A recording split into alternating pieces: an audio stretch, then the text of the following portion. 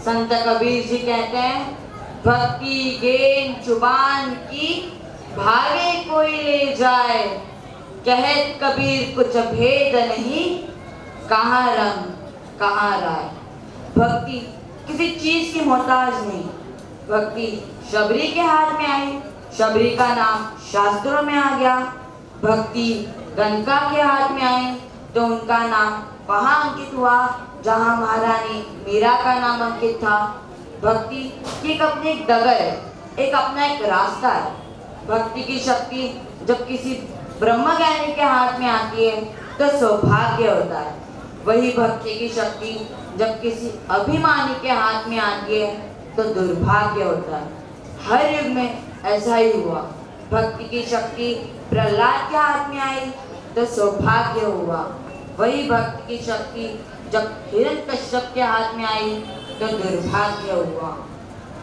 कौन सी कसर छोड़ी हिरण्यकश्यप ने, प्रहलाद को पहाड़ों से धक्के दिए गए, क्या क्या कुछ नहीं किया।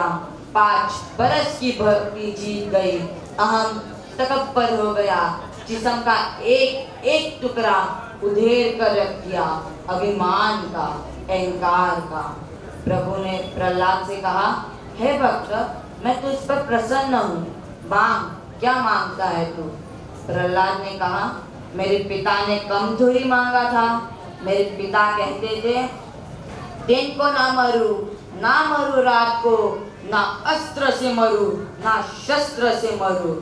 कौन सी कसर छोड़ी मांगने में, क्या क्या कुछ नहीं मांगा पर बच ना पाया। हर युग में भक्ति की जीत होती है। सन्नी किसाई को जब भक्ति मिली, अधर्म का नाश हुआ और भक्ति की जय हुई। युग प्रवर्तक बाबा गुरुबचन सिंह जी के पास एक बहुत विद्वान व्यक्ति आकर कहने लगे, बाबा जी, आप छोटे छोटे लोगों को ज्ञान देते हो, खुदा का बोध कराते हो। वो गरीब लोग जो पान बेचता है, कपड़ा बेचता है, मूंगफली बेचता है। बाबा गुरुबचन सिंह जी कहते हैं, फिर मैं क्या करूं। विद्वान व्यक्ति कहता है, आप अमीर लोगों को ज्ञान दो, विद्वान पढ़े लिखे लोगों को ज्ञान दो। बाबा जी कहते हैं, फिर क्या होगा। विद्वान व्यक्ति कहता है, इससे यह ज्ञान पूरी दुनिया में फैल जाएगा। बाबा जी कहते हैं, मैं इन्हीं लोगों को विद्वान बना दूंगा, इन्हीं लोगों को अमीर बना दूंगा, जिससे यह ज्ञान पूरी दुनिया में फैल जाएगा। आज उसी मिशन का बच्चा बच्चा ज्ञानी है, आज उसी मिशन का गरीब बहुत अमीर है। आदरणीय महात्मा कुलदीप सिंह जी कहते हैं, इन्होंने इच्छा को ही खत्म कर दिया। भगवान श्री कृष्ण अर्जुन से कहते हैं, हे अर्जुन, मैं जरूरत तो पेड़ पौधों की भी कर सकता हूँ, पर मैंने इच्छा तो ब्रह्म और नारायण की भी पूरी नहीं की है। इच्छा एक आग है, अगर आग को पूरे शहर की लकड़ी भी दी जाए तभी भी वह बुझेगी नहीं, बल्कि और बढ़ेगी। अब कहते हैं कि भूख भरी है। भूख कहाँ भरी है।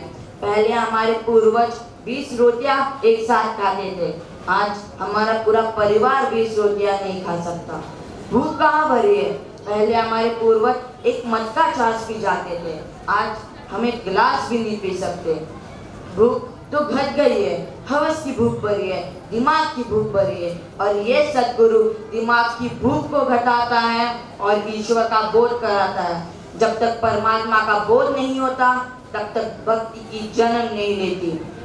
सद्गुरु सुख और दुख का डेफिनेशन कराता है। दुख 84 लक्ष्य, सुख परम अविनाशी।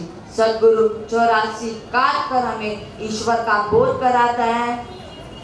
आज भारतवर्ष में ही नहीं, दुनिया के कोने कोने में यह सद्गुरु एकत्व वननेस का संदेश जो बाबा नानक जी ने दिया, 10 पातशाहों ने दिया, भगवान श्री कृष्ण ने दिया, प्रभु राम जी ने दिया, बाबा बुद्धा सिंह जी ने दिया, बाबा अवतार सिंह जी ने दिया, बाबा गुरुबचन सिंह जी ने दिया, युग दृष्टा बाबा हरदेव सिंह जी ने दिया, माता सविंदर जी ने दिया। आज सदगुरु माता सुदीक्षा जी महाराज जन जन तक दे रही है।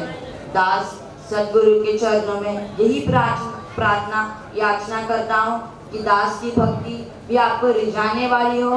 जैसे संपूर्ण अवतार वाणी में कहते हैं, जग ना जाने भक्ति क्या है, प्रभु को पाना भक्ति है, छोड़ के सारे रगरे झगड़े, गुरु रिझाना भक्ति है। आदरणीय साध संगत जी, प्यार से कहना, घर में